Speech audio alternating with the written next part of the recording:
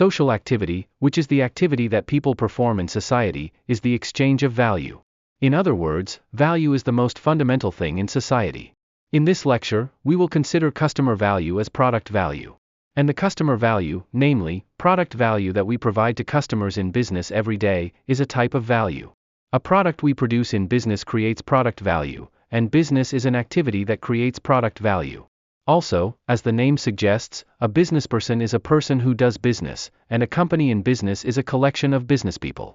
So, the essence of value not only directly specifies the concept of value, but also indirectly specifies the concepts of product value, product, business, businessperson, and company. And individual recognition of a social thing based on a social concept like them expresses a real social thing as a fact. If there is social law there, it can be derived. In other words, individual recognition of a social thing based on a social concept specified by the essence of value expresses a real social thing.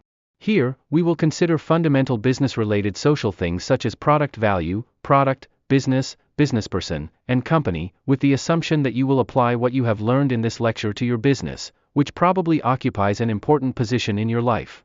We will not see other fundamental social things such as artificial law, politics, country, religion, culture, education, and ethics and so on. But please note that these are also specified by the essence of value through the most fundamental social thing, that is, value.